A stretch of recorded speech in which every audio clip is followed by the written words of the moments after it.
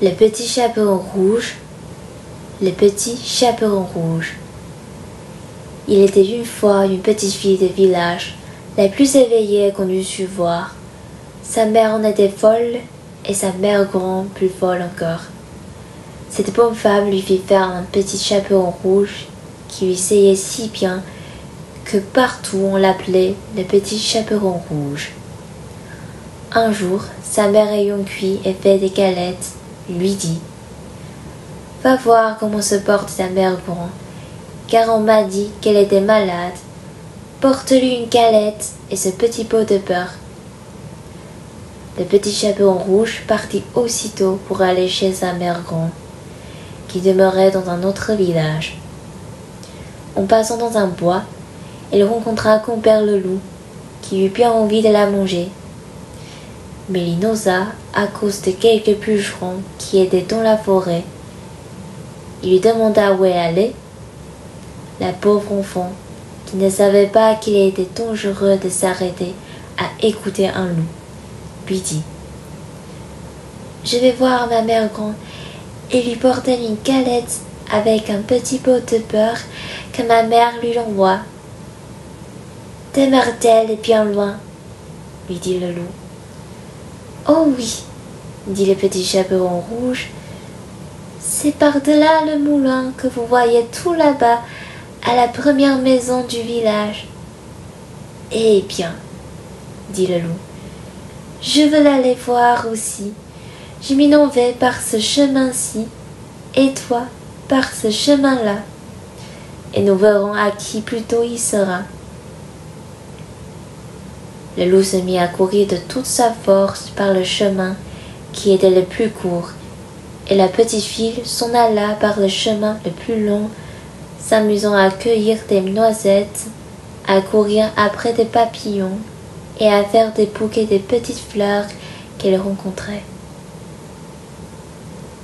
Le loup ne fut pas longtemps à arriver à la maison de la mère grande.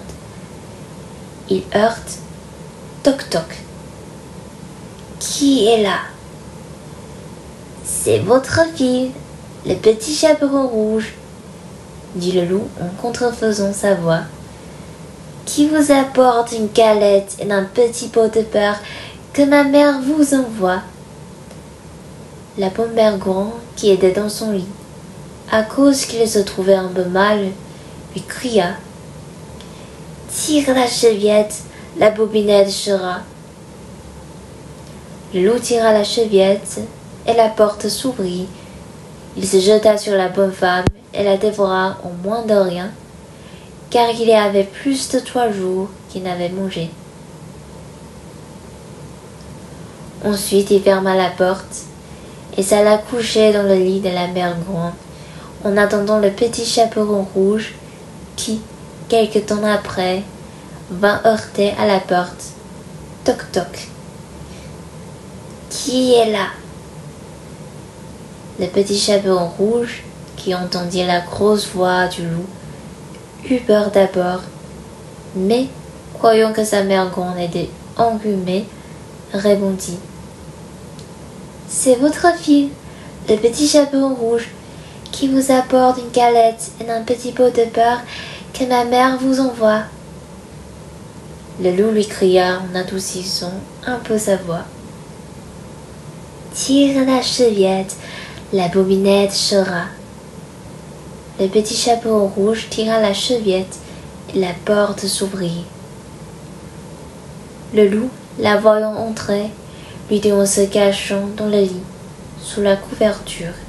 « Mets la galette et le petit pot de beurre sur la huche et viens te coucher avec moi. » Le petit chaperon rouge se déshabille et va se mettre dans le lit, où elle fut bien étonnée de voir comment sa mère grande était faite en son déshabillé.